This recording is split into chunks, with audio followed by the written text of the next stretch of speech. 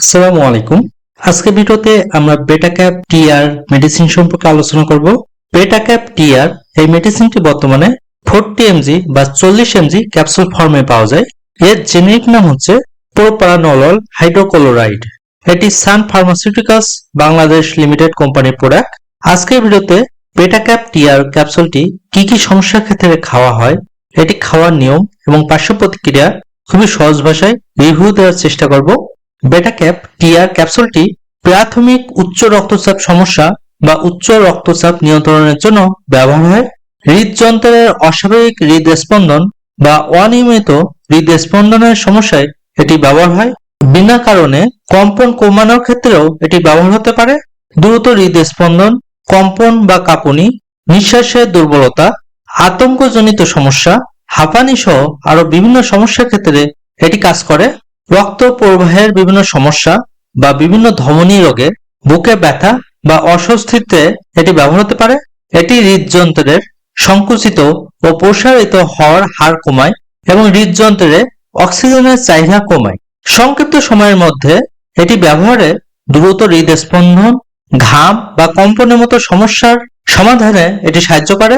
উদ্বিগ্ন বা থাইরয়েডের বা ওজনের বিভিন্ন সমস্যায়, মাইগ্রেন প্রতিরোধে, এমনকি স্নায়বিক বিভিন্ন সমস্যার ক্ষেত্রেও এটি নির্দেশিত। বেটা ক্যাপ টিআর এই মেডিসিনটি দীর্ঘদিন ধরে নিয়মিত ব্যবহার করা যায়, তবে মেডিসিনটি অবশ্যই একজন অভিজ্ঞ ডাক্তারের পরামর্শ নিয়ে ব্যবহার করা উচিত, কারণ এই মেডিসিনের সাথে বিভিন্ন মেডিসিনের ক্রিয়া প্রতিক্রিয়া থাকতে পারে। একমাত্র ডাক্তার রোগীর সার্বিক দিক বিবেচনা করে ওষুধ এবং তার খাওয়ার নিয়ম নির্ধারণ করে থাকে।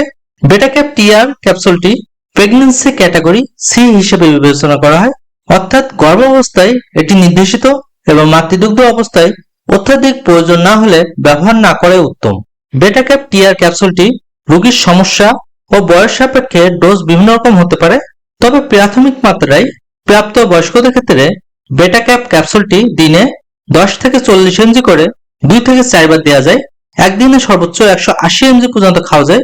আর বিশেষ গুরুত্বপূর্ণ সমস্যার ক্ষেত্রে একদিনে সর্বোচ্চ 640 এমজি পর্যন্ত খাওয়া যেতে পারে, তবে অবশ্যই এর ডোজ ডাক্তারের পরামর্শ সাপেক্ষে নির্ধারণ হবে। বেটা ক্যাপ টিআর ক্যাপসুলটি বাচ্চাদের জন্য উপযুক্ত নয়। ক্যাপসুলটি খালি পেটে বা ভরা পেটেও খাওয়া যেতে পারে, তবে ভরা পেটে খাওয়াই উত্তম। এই মেডিসিনে বেশ কিছু সাইড ইফেক্ট দেখা দিতে পারে।